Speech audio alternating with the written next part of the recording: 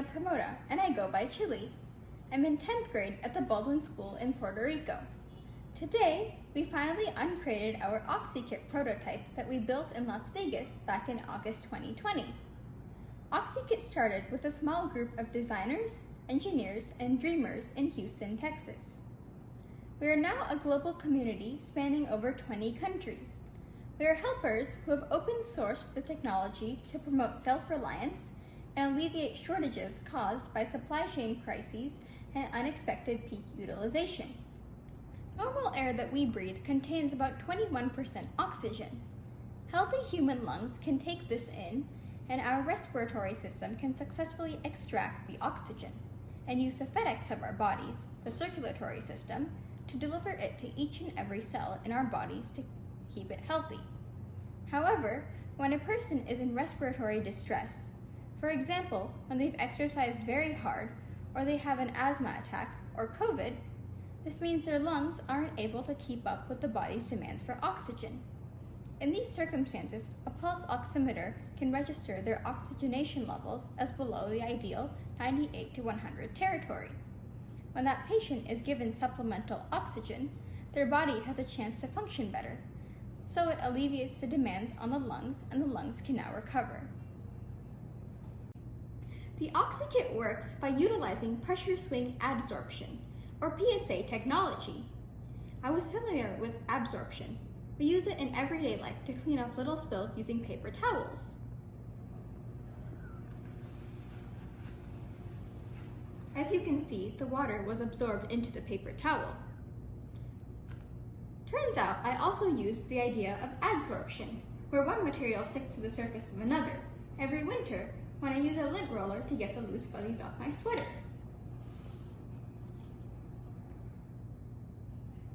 Here we have our OxiKit oxygen concentrator. Let's familiarize ourselves with the parts. Down here, we have the air compressor. Here's the copper cooling coil. And these are the two zeolite canisters, A and B. In the middle of them, we have the surge tank. Right here is the Arduino board, or the computer/brain of the OxiKit. This device right here tells you the purity of the air that's coming out. And on this far side, even though we can't really see it that well, there's a device that tells you the volume of the air that's coming out.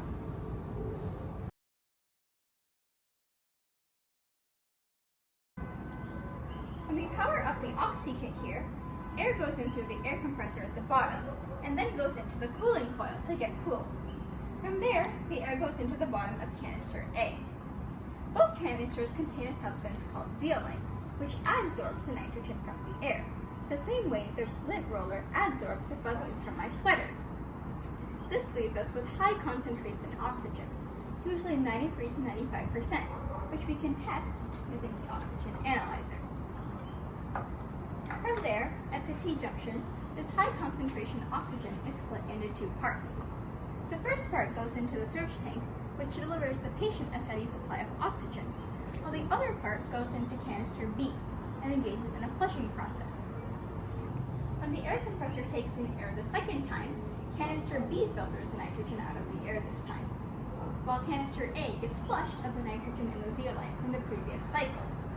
After a few cycles, the OxiKit is primed and at a steady state, which leaves us with 93 to 95% oxygen at a rate of 0 to 20 liters per minute, depending on what the patient needs.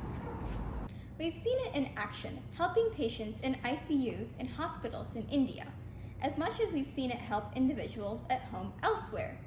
We are excited to make the OxiKit accessible to individuals, hospitals, community centers, and nonprofits around the world who believe in our ideas of self-reliance and helping. Got any questions? Ask us in the comments section below. Thanks for watching.